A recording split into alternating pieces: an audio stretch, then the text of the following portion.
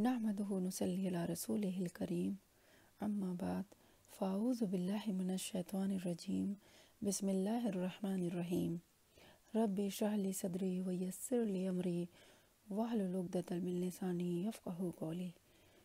मुअज़्ज़िज़ सामईन इकराम, अस्सलामु अलैकुम व रहमतुल्लाहि व बरकातुहू। आज का टॉपिक है तौबा और इसकी शराइत। अज़ीज़ सामईन इकराम, इंसान ख़ता का पुतला है। बाहैसियत इंसान हमसे छोटे बड़े गुनाह होते रहते हैं। कई ख़ताएँ होती हैं, कोताहियाँ होती हैं। अल्लाह ताला ने जिस मकसद के लिए हम सबको पैदा किया है वो हम भूल जाते हैं।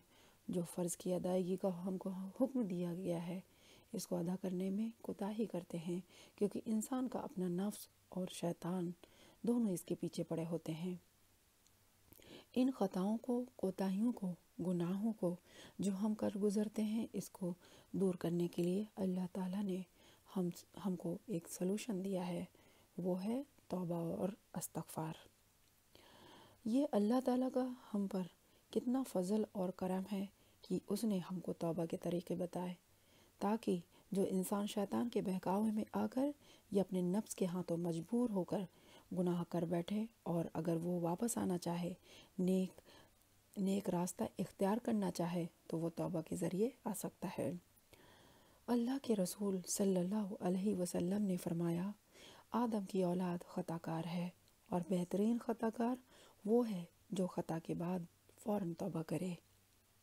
इसी तरह एक और हदीस जिसको हज़रत अब्दुल्ला बिन उमर रज़ी अल्लाह ताला अन्हा ने रवायत की है कि हुज़ूर सल्लल्लाहु अलैहि वसल्लम ने फरमाया, ए लोगो, अल्लाह ताला से तौबा करो, बेशक मैं भी दिन में 100 मरतबा इस्तिग़फ़ार करता हूँ। देखिए, अल्लाह के रसूल सल्लल्लाहु अलैहि वसल्लम ये बात कह रहे हैं, जबकि आप सल्लल्लाहु अलैहि वसल्लम मासूम हैं। आप सल्लल्लाहु अलैहि वसल्लम से कोई गुनाह तो दूर, मामूली से ख़ता भी नहीं हो सकती। तो फिर हम कहाँ हैं? हम क्यों तौबा नहीं करते? क्यों हम तौबा करने में टाल मटोल करते हैं? अज़ीज़ सामईन इकराम, गलतियाँ सबसे ही होती हैं।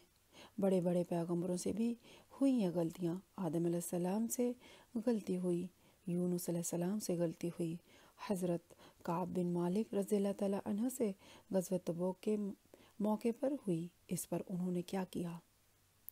फ़ौरन अपने रब से रुजू हुए, अपनी गलती पर नादिम होकर कई कई दिनों तक अल्लाह ताला से गिड़गिड़ाते हुए माफ़ी तौबा करते रहे। फिर अल्लाह ताला ने अपने फ़ज़लों से उनको माफ़ कर दिया। तो इससे ये बात साबित होती है कि तौबा करना मोमिन की सिफ़त में है और तौबा न करना शैतान की सिफ़त में है, क्योंकि गलती इब्लीस से भी हुई थी, लेकिन उसने माफ़ी मांगना तो दूर, अपनी गलती पर डटा रहा और अल्लाह ताला ने उसको हमेशा हमेशा के लिए ज़लील और रुसवा कर दिया। अज़ीज़ सामईन इकराम, अल्लाह के बंदों से मामूली सी भी गलती हो जाए वो फ़ौरन नादिम होते हैं, अल्लाह से तौबा करते हैं, बख्शिश तलब करते हैं। लेकिन आज हमारा ये हाल है कि हम सबसे दिन भर कई गुनाह होते रहते हैं, लेकिन हमको इसका एहसास तक नहीं होता। हम इसको बड़े आराम से नज़रअंदाज करते हैं। हज़रत अनस बिन मालिक रज़ियल्लाहु ताला अन्हा एक बार का वाक़या बयान फरमाया कि एक मरतबा हुज़ूर सल्लल्लाहु अलैहि वसल्लम ने अपने सहाबा कराम के साथ सफ़र पर निकले। एक मकाम पर जाकर रुके। वो एक बड़ा सा मैदान था, दूर दूर तक कोई नज़र ना आ रहा था। हुज़ूर सल्लल्लाहु अलैहि वसल्लम ने सहाबा से फरमाया, जाओ लकड़ियाँ लेकर आओ। सहाबा कराम हैरान हुए, अर्ज़ किया, या रसूलल्लाह सल्लल्लाहु अलैहि वसल्लम, यहाँ दरख्त तो दूर, एक लकड़ी भी दिखाई नहीं देती। तो आप सल्लल्लाहु अलैहि वसल्लम ने फरमाया, तो फिर जाओ और लकड़ी की मुनासिबत वाली कोई चीज़ लेकर आओ। सहाबा कराम ने फ़ौरन हुक्म की तामील की और इधर उधर से छोटी बड़ी लकड़ियाँ लेकर हुज़ूर सल्लल्लाहु अलैहि वसल्लम के पास रखते चले गए, यहाँ तक कि एक बहुत बड़ा ढेर लग गया। फिर हुज़ूर सल्लल्लाहु अलैहि वसल्लम ने अपने सहाबा से फरमाया कि हक़ीर चीज़ें इकट्ठी होकर बड़ी हो जाती हैं। देखो, तुम सब ने तिनका जमा किया तो इतना ढेर लग गया। इसी तरह नेकी और बदी का मामला है। صغیرہ صغیرہ میں جاتا ہے اور نیکی نیکی میں شامل ہو جاتی ہے اور بدی بدی میں شامل ہو جاتی ہے۔ جو گناہ کو انسان صغیرہ سمجھتا ہے وہ کرتے کرتے کبیرہ ہو جاتا ہے، یعنی ایسے گناہ جن کو ہم معمولی سمجھتے ہیں وہ بار بار کرنے سے بڑے ہو جاتے ہیں۔ اسی طرح حضور صلی اللہ علیہ وسلم نے اپنے صحابہ کو سمجھایا کہ چھوٹی سی نیکی اور چھوٹا سا گناہ کا معاملہ کیسا ہے۔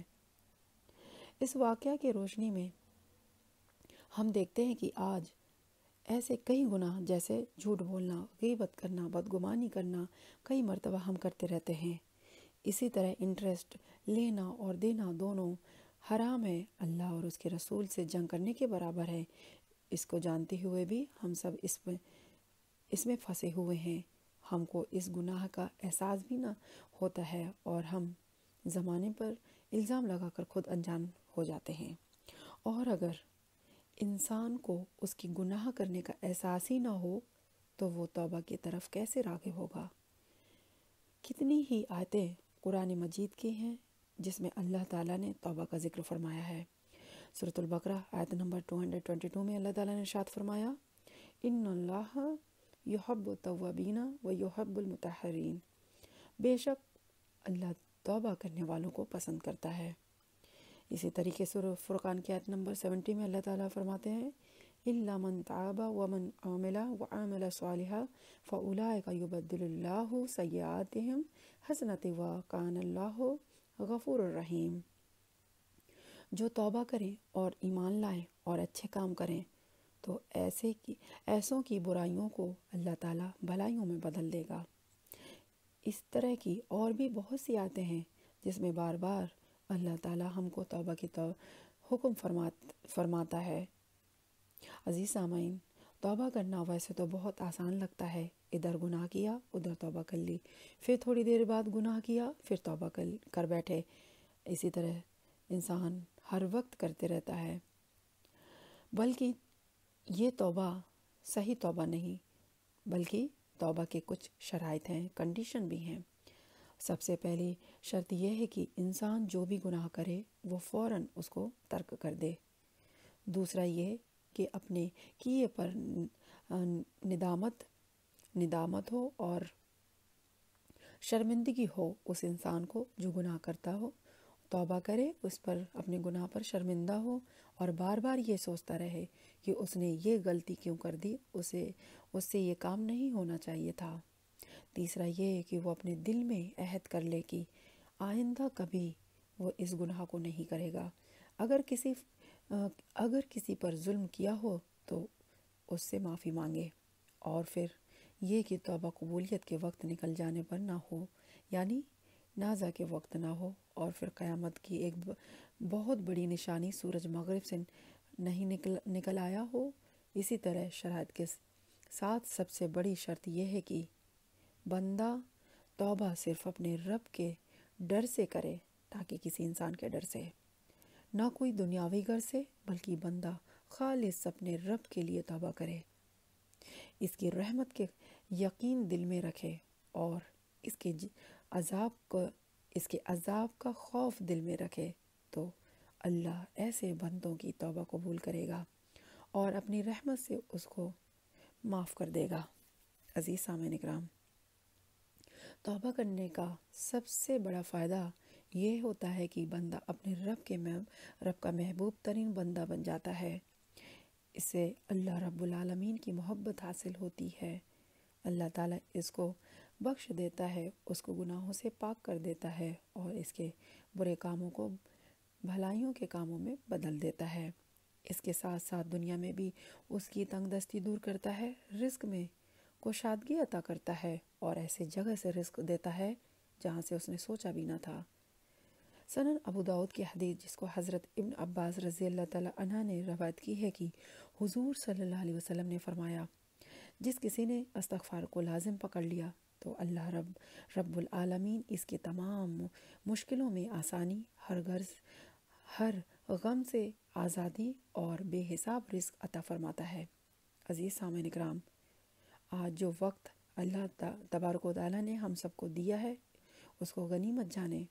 جو گناہ ہم کر چکے ہیں اور جو ہم سے ہوتے رہتے ہیں، جو ہمارے جاننے کے بعد ہوتے ہیں یا انجانے میں ہوتے ہیں، جیسے بھی گناہ ہوتے ہیں جانے انجانے، ان گناہوں سے توبہ کریں اور دل سے اللہ تعالیٰ کے حضور معافی طلب کریں، سچی توبہ اپنے رب سے کریں۔ اللہ تعالیٰ سے دعا ہے کہ ہم سب کو گناہوں کو معاف کرے اور کہنے سننے سے زیادہ عمل کی توفیق عطا فرمائے۔ آمین۔ وآخر دعوانا ان الحمد للہ رب العالمین۔